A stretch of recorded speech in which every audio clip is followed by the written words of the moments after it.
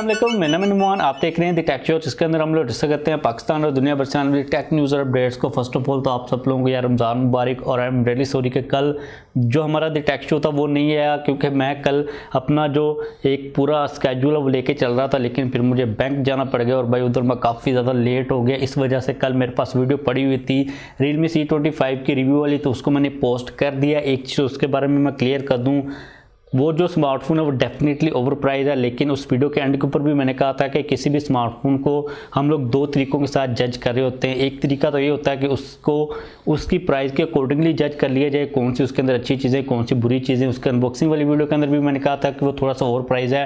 लेकिन एक तरीका ये होता है कि आप जब उस स्मार्टफोन को किसी दूसरे स्मार्टफोन के साथ कंपेयर करते हो, जब कंपेरिजन की बात आती है, तब हम जो मेन डिफरेंसेस होते हैं उनको हाईलाइट कर रहे होते हैं। तो होप्स हो कि आप लोगों को जो लॉजिक है वो मेरा समझ आ गया होगा और आप लोग अंडरस्टैंड करोगे। बात करें आज की पहली क्विक अपडेट की, तो आज मैंने चैनल के ऊपर एक काफ़ी इंटरेस्टिंग और काफ़ी इंपॉर्टेंट वीडियो अपलोड की है। अभी रिसेंटली व्हाट्सएप के अंदर एक ऐसा फ्लो आया है कि जिसको यूज़ करके कोई भी बंदा आपके व्हाट्सएप अकाउंट को ही डिलीट ब्लॉक करवा सकता है।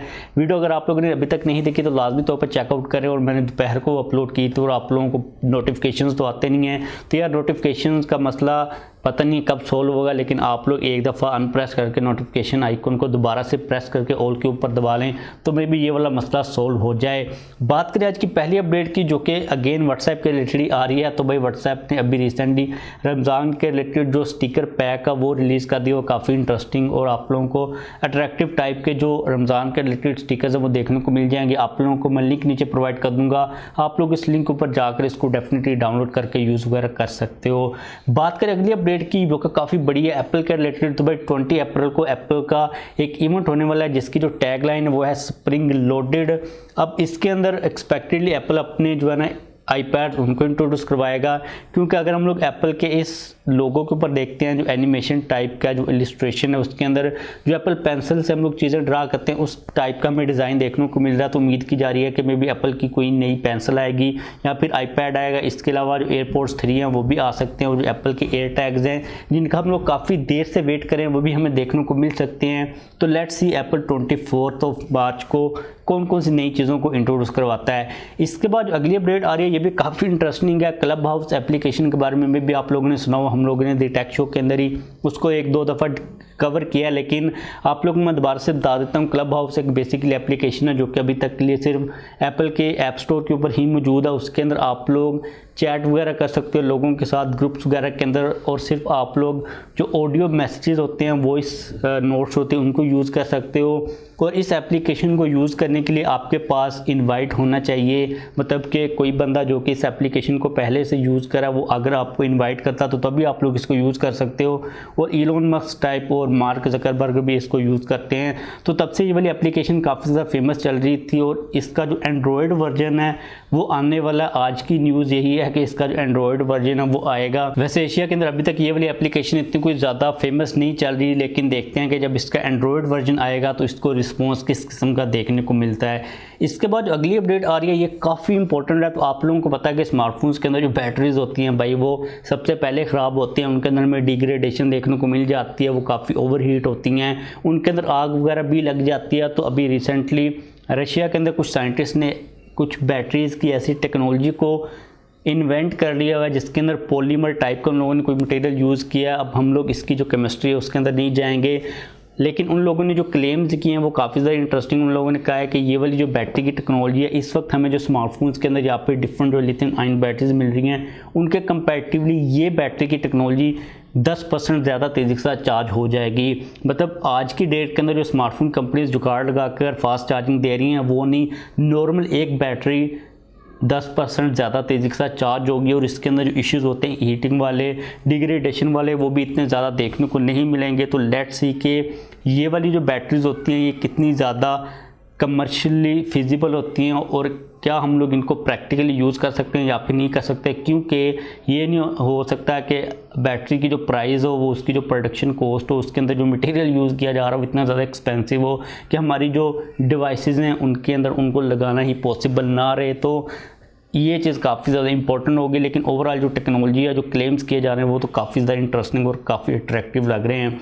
इसके बाद अगली अपडेट आ रही है सैमसंग के रिलेटेड। तो आईफोन 12 प्रो मैक्स के अंदर एप्पल ने स्टेबलाइजेशन को लेके एक नई टेक्नोलॉजी को इंट्रोड्यूस करवाया, जिसके अंदर जो सेंसर होता है कैमरे वाला वो मूव करता है, जिसको सेंसर शिफ्ट टेक्नोलॉजी कहा जाता है। मतलब कि अगर हम लोग नॉर्मल OIS के ऊपर देखते हैं ना, तो उसके अंदर क्या होता है कि जो पूरा का पूरा कैमरा का एक क्या कहते हैं हम लोग सेटअप होता है वो मूव करता है, लेकिन इसके अंदर कैमरा का जो पूरा होता है ना, क्या यार वर्ड है इसका, सेटअप तो नहीं, मॉड्यूल, मतलब कि जो कैमरा का यूनिट होता है वो पूरा पूरा मूव नहीं करता, बल्कि क्या बोल रहा हूँ मैं, लगता है रोज़ा लगले लग पड़ा है। अरे दोबारा से स्टार्ट करते हैं।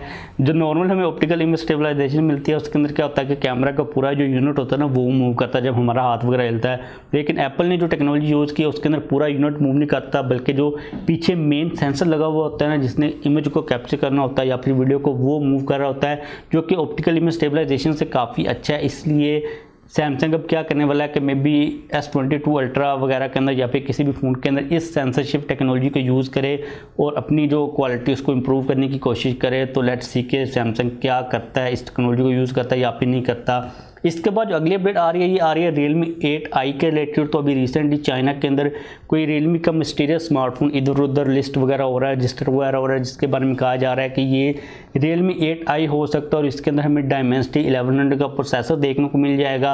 और इसके अलावा टीना के ऊपर भी ये लिस्ट हुआ है, इसकी जो पिक्चर्स हैं वो भी सामने ही है। बैक साइड के ऊपर हमें नॉर्मल जो रेक्टेंगल है उसके अंदर डिज़ाइन देखने को मिल रहा है, जिसके अंदर लेंसेज को प्लेस किया गया। फ्रंट के टॉप कॉर्नर के ऊपर हमें एक पंच होल देखने को मिल जाएगा। इसके अलावा अंडर डिस्प्ले फिंगरप्रिंट स्कैनर होगा AMOLED डिस्प्लेस के साथ, और बैटरी काफ़ी कही जा रही है कि फास्ट चार्जिंग की सपोर्ट के साथ आ सकती है। तो लेट्स सी ये कब आता है। और कुछ मार्केट्स के अंदर आई थिंक 22 को या फिर 23 को या फिर 24 को, मैंने वो नोट डाउन नहीं की डेट, लेकिन मैंने रीड की थी कि आई थिंक इंडोनेशिया के अंदर 5G जो वेरिएंट्स हैं ना Realme 8 सीरीज़ के, वो इंट्रोड्यूस करवाने वाला Realme। तो मे बी पाकिस्तान के अंदर भी इसकी जो लॉन्च है ना Realme 8 सीरीज़ की, वो इस मंथ के एंड के ऊपर या फिर अगले मंथ के स्टार्ट के ऊपर हो सकती है। तो भाई मैं काफ़ी ज़्यादा एक्साइटेड हूँ कि जो Realme का गेम प्लान है वो कैसा रहता है। इसके बाद अगली अपडेट आ रही है iPhone 13 के रिलेटेड। तो अभी रिसेंटली iPhone 13 के कुछ कंसेप्ट बेस्ड रेंडर्स, कुछ डिज़ाइन सामने हैं, जिनके अंदर काफ़ी इंटरेस्टिंग हमें डिज़ाइन देखने को मिल रहा है। इस वक्त हमें जो नॉर्मल डिज़ाइन मिल रहा है वो तो आप लोगों को पता है कि किस तरह iPhone 13 सिंपल की बात हो रही है। बैक साइड के ऊपर हमें लेंसेज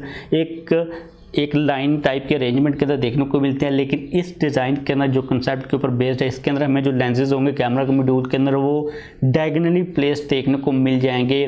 तो ये चीज़ कही जा रही है कि एप्पल iPhone 13 के अंदर इस डिज़ाइन को यूज़ करेगा। मतलब कि जो iPhone 12 का सक्सेसर होगा, जो प्रो होगा, मिनी होगा या फिर प्रो मैक्स होगा, उसके रिलेटेड ये वाली न्यूज़ नहीं है, स्पेसिफिकली iPhone 13 के रिलेटेड है। एक चीज़ का मुझे आइडिया है एप्पल के रिलेटेड कि एप्पल जो डिज़ाइन यूज़ करेगा पूरी की पूरी लाइनअप के अंदर वो एक टाइप का ही यूज़ करेगा। तो लेट्स सी एप्पल क्या करता है, डिज़ाइन को छेड़ता है इतनी जल्दी या फिर नहीं छेड़ता, क्योंकि एप्पल एक डिज़ाइन के साथ 2 साल तो लाजमी तौर पर निकालता ही है कैमरा के। तो ये चीज़ देखना पड़ेगी, लेकिन ये वाला डिज़ाइन भी अच्छा ही लग रहा, मतलब इतना कोई खास बुरा नहीं लग रहा। लेकिन let's see what's happening in the future. इसके बाद अगली काफ़ी इंटरेस्टिंग अपडेट आ रही है वीवो के रिलेटेड। तो भाई वीवो के स्मार्टफोन्स जा रहे थे बैंकॉक से थाईलैंड एयरप्लेन के थ्रू। अभी उन लोगों ने एयरप्लेन के ऊपर उन स्मार्टफोन्स को रखा नहीं था। एक वीवो के पूरे स्मार्टफोन्स के पैलेट को भाई आग लग गई और एयरपोर्ट के ऊपर उनका जो पूरा वो पैलेट था वो जल गया। अब ये पता नहीं, इसके बारे में इतनी कोई डिटेल सामने नहीं आ रही, क्योंकि आई थिंक कि इसको इतना ज़्यादा कवर नहीं किया जा रहा। मे बी थाईलैंड और बैंकॉक के अंदर कवर किया जा रहा हो, लेकिन भाई उसके बाद जो एयरपोर्ट वाले थे और उसके अलावा जो एयरलाइन थी, उन लोगों ने वीवो को बैन कर दिया कि भाई अब वीवो हमारी एयरलाइन की जो सर्विसेज हैं उसको यूज़ नहीं कर सकती, जो कि काफ़ी एक ख़तरनाक टाइप की चीज़ है। क्योंकि अगर हम देखते हैं ना कि फॉर एग्ज़ाम्पल खुदा ना खास्ता ये वाला जो काम है ये ड्यूरिंग फ्लाइंग हो जाता तो डेफिनेटली जो नुकसान था वो कितना ज़्यादा होना था आप लोग इमेजिन कर सकते हो। तो अच्छी बात ये हुई कि ये वाला जो पैलेट था, जो मसला है, जो आग लगी वो नीचे पड़े हुए को ही लग गई। अब ये चीज़ भी कंफर्म नहीं है कि वीवो के कौन से सीरीज़ के स्मार्टफोन्स थे, लेकिन अगर हम लोग इस वक्त देखते हैं तो वीवो की जो X60 सीरीज़ है वो पूरी दुनिया के अंदर लॉन्च की गई है, वो उसकी ही शिपमेंट्स वगैरह चल रही हैं। तो आई थिंक के जो वीवो की X60 सीरीज़ होगी उसकी वजह से आग लगी है। लेकिन एक चीज़ ये भी कंफर्म नहीं है अभी तक कि जो आग लगी है क्या वो एक्सटर्नली लगी है या फिर इंटरनली लगी है, क्योंकि अगर हम लोग एक्सटर्नली की बात करते हैं तो अभी तक मैंने जितनी भी न्यूज़ आउटलेट से न्यूज़ को रीड किया, एक्सटर्नली तो कोई चांस नहीं था आग लगने का, क्योंकि स्पेसिफिकली उसी पैलेट को आग लगी है। अगर एक्सटर्नली लगी होती है तो डेफिनेटली उसने एक्सपैंड भी करना था, तो इसकी इन्वेस्टिगेशन अभी बेसिकली चल रही हैं। तो जैसे इसके बारे में कोई अपडेट है कि आप लोगों के साथ में शेयर कर दूंगा, लेकिन भाई शुक्र करें, मैं तो शुक्र कर रहा हूँ कि ड्यूरिंग फ्लाइंग जो आग है वो नहीं लगी, तो आप लोग इमेजिन कर सकते हो चीज़ों को।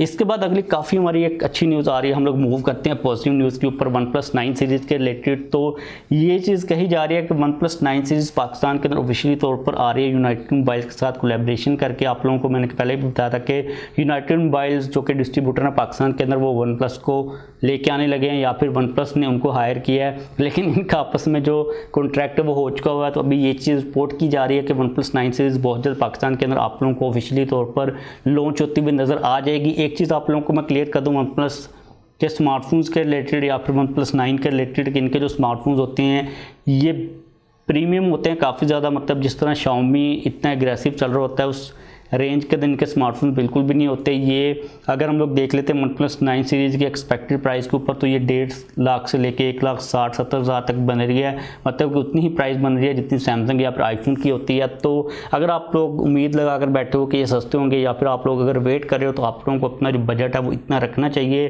लेकिन मैंने पर्सनली तौर पर OnePlus का कोई भी फ़ोन अभी तक यूज़ नहीं किया, लेकिन हम लोगों ने जितने भी रिव्यूज़ देखे हैं OnePlus की जो क्वालिटी होती है वो काफ़ी ज़्यादा अच्छी होती है। इनका सॉफ्टवेयर या फिर ओवरऑल भी हार्डवेयर की जो मतलब सेटिस्फैक्शन रेट होता है OnePlus के कस्टमर्स का वो काफ़ी ज़्यादा अच्छा रहता है। इनके काफ़ी लॉयल कस्टमर्स होते हैं। तो लेट्स सी कि OnePlus किस तरह परफॉर्म करता है पाकिस्तान की मार्केट के अंदर। उनका जो यहाँ पर मुकाबला होगा वो डेफिनेटली होगा सैमसंग के साथ और एप्पल के साथ पाकिस्तान की मार्केट के अंदर। और पाकिस्तान की मार्केट के अंदर जब आप लोग 70-80 हज़ार से ऊपर चले जाते हो ना, तो जो ब्रांड कॉन्शियस आपके माइंड के अंदर हार्मोन्स होते हैं वो काफ़ी ज़्यादा एक्टिवेट हो जाते हैं। तो इसलिए कह रहा हूँ कि लेट्स सी कि किस तरह परफॉर्म करता है व्हाट्सएप पाकिस्तान के अंदर इस रेंज को लेके। वैसे OnePlus के जो लोअर मिड रेंज के जो इतने फ़ोन्स आते हैं, मिड रेंज में मतलब काफ़ी फ़ोन्स आते हैं, तो वो भी डेफिनेटली फिर बाद में आएंगे। तो वो मुझे लगता है कि उस कैटेगरी के अंदर OnePlus ज़्यादा अच्छी तरह परफॉर्म कर सकेगा। तो बस आज के लिए हमारे पास ये टेक न्यूज़ अपडेट्स आ रही थी। वीडियो को खत्म करते हैं जाने से पहले आप लोग वीडियो को लाजमी तौर पर चेकआउट कीजिएगा। व्हाट्सएप वाली नीचे लिंक मैंने प्रोवाइड कर दिया हुआ है, लाइक लाजमी तौर पर कर दीजिएगा। चैनल को ऊपर नया सब्सक्राइब नहीं किया हो तो लाजमी तौर पर सब्सक्राइब कर लें।